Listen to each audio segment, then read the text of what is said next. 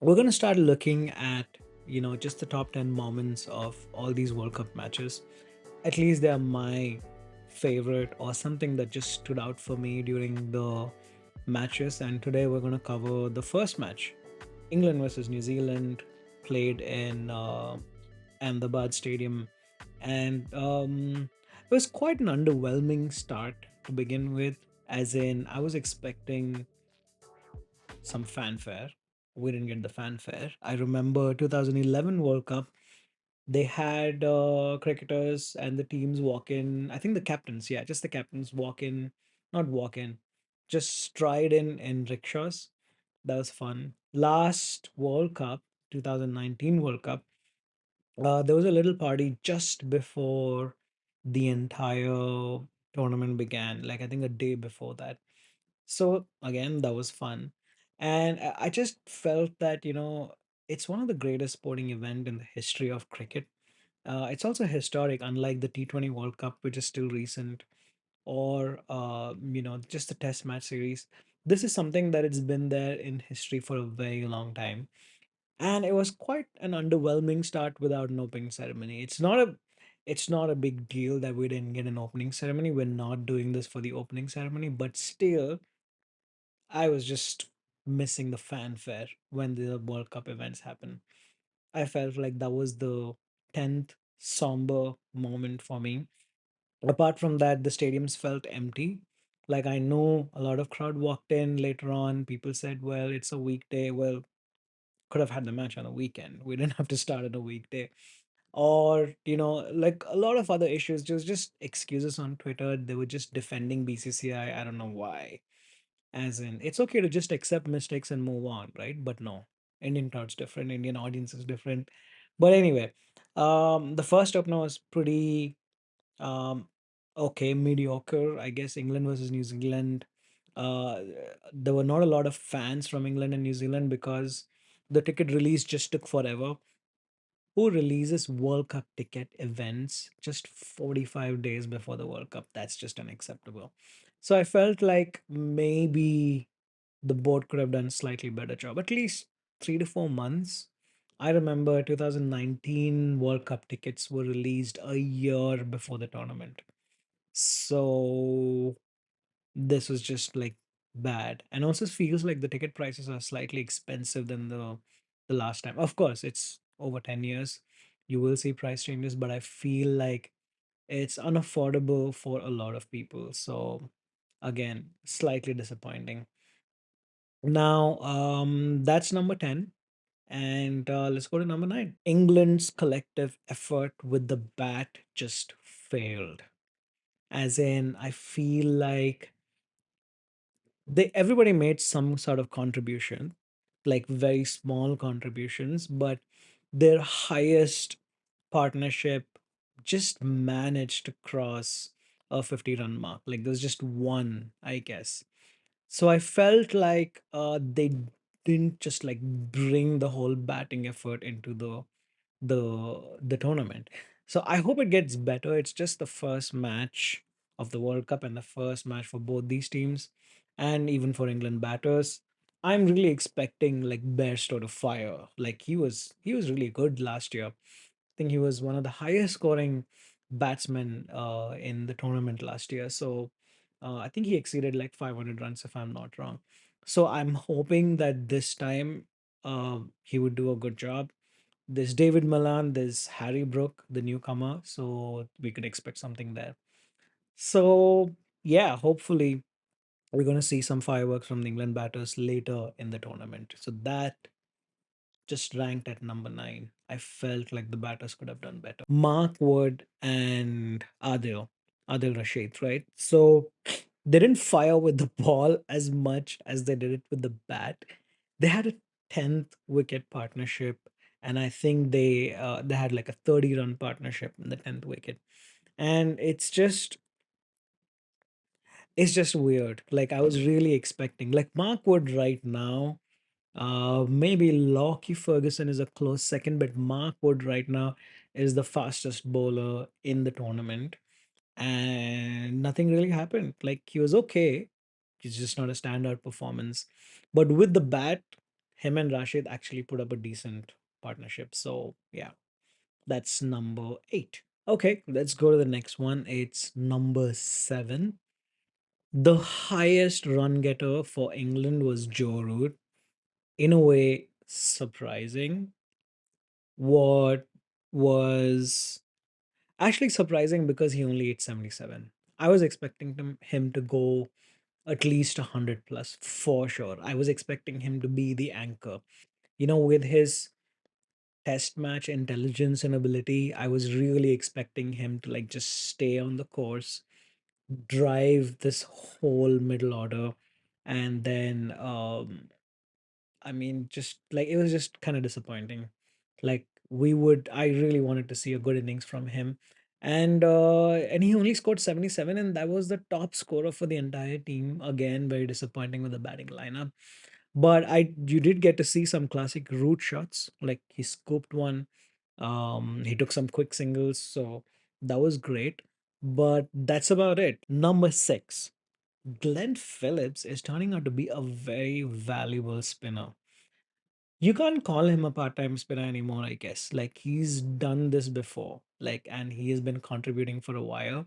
So you can't call him a part-time spinner, but I do feel like with his ability to hit in the lower order and at the same time like just take some surprising wickets. I think today, yeah, he took Moeen Ali's wicket again, very very important wicket. And then which one else? Where's that? With Santner, Glenn Phillips. Yeah, it took Root's wicket. Like how did I forget that? Yeah, he took Root and Moeen Ali's wickets, and that's just adding value to the team as an all-round player. So that's number 6, and I think he's going to really shine in the tournament, as a tail-ender batsman. But I'm like really waiting to see what happens when he comes to ball. Number 5, Santner is just a master at spin. Like what I really like about Santner, I think a lot of experts spoke about this. I also got to see the New Zealand team live in one of the warm-up matches, and Santner was one of them. Flights the ball beautifully. The rotations, like I mean, I was too far. I obviously can't see the rotations, but um, he doesn't have too many tricks up his sleeve. Like I remember watching a video of like Rashid Khan or Juan. They were doing this little fun activity together at the MCG, right?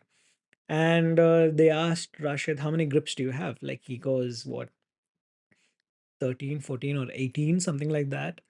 And then Warren just says like 4 or 5.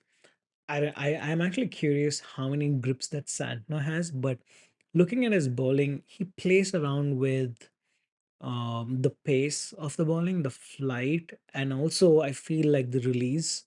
Like he deceives a lot of batsmen with release. So I'm really fascinated by spin. I was a spin bowler myself.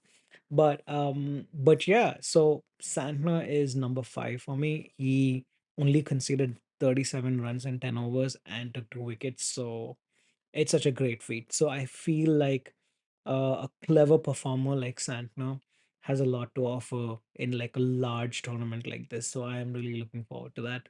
So that becomes my number 5. Number 4 is, now we not only have Santner, we have Matt Henry. Matt Henry is a replacement pretty much for Tim Saudi. I was actually expecting Lockie Ferguson to step up, but they have Matt Henry, and I can see why.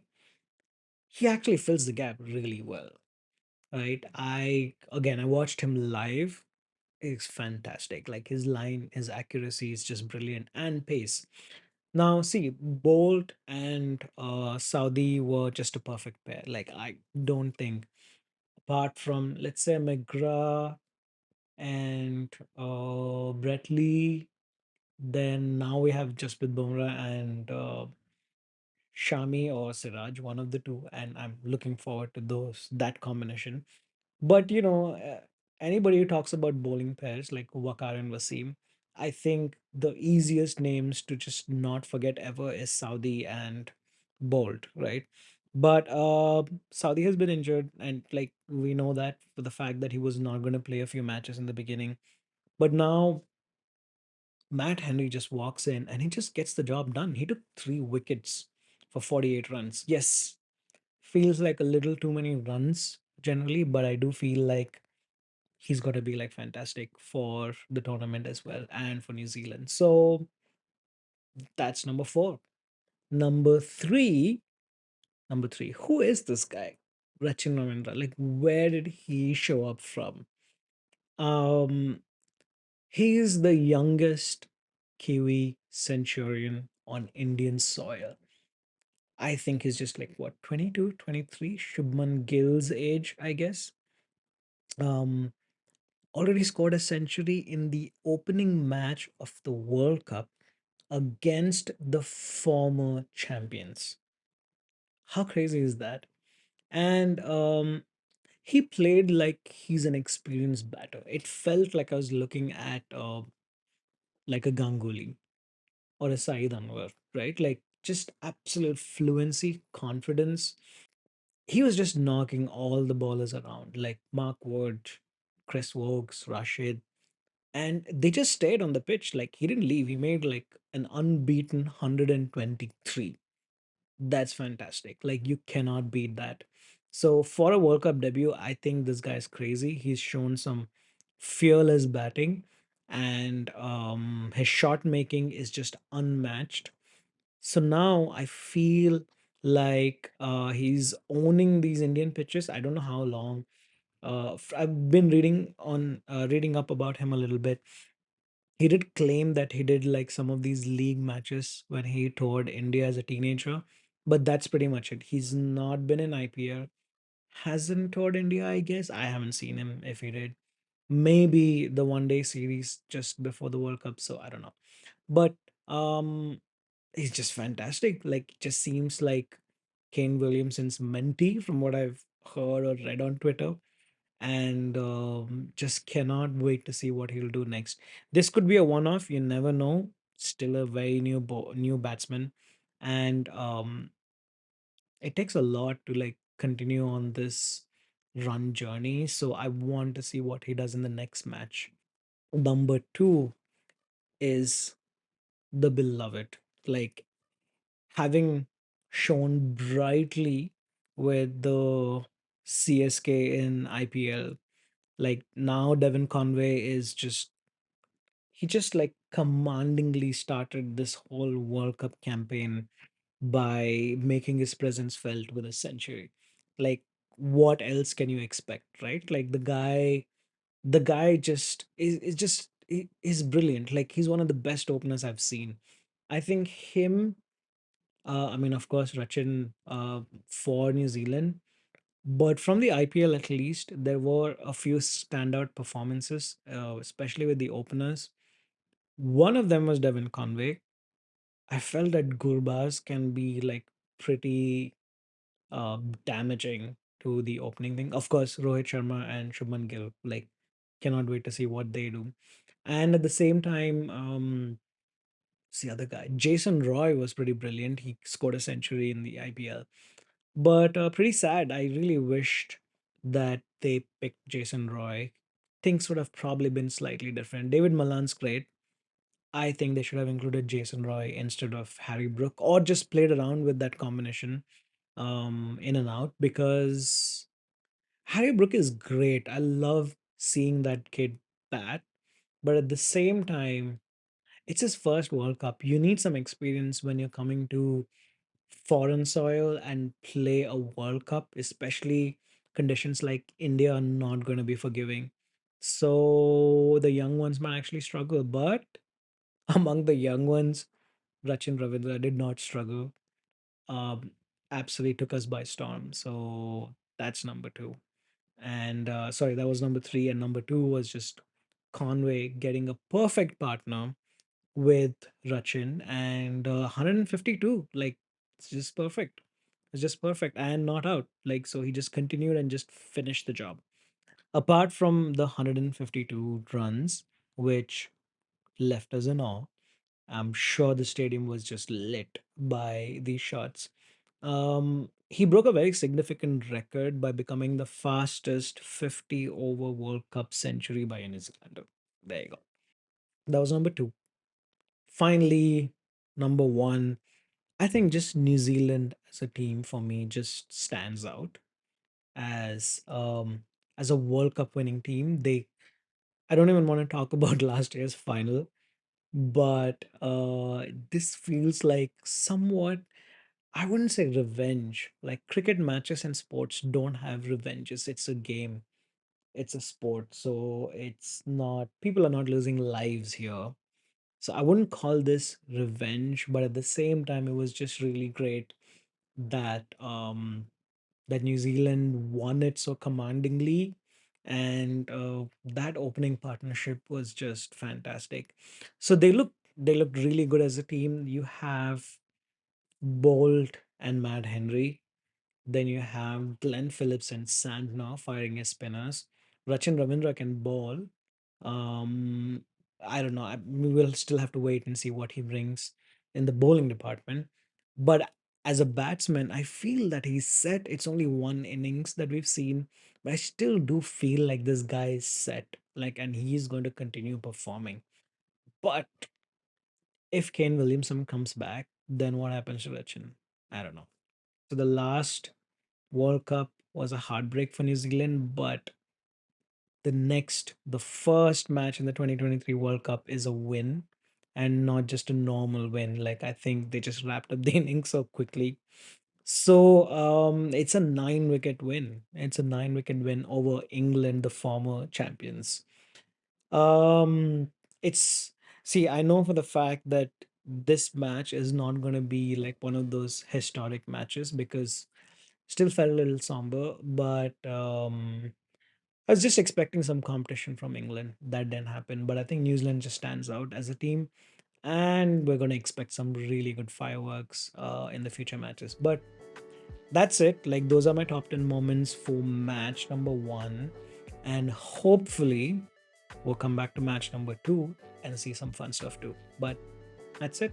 That's I don't have a signing off signature sign off yet, so I'm gonna say this is Pradhan signing off from Stump Talk. I guess that's it. Okay.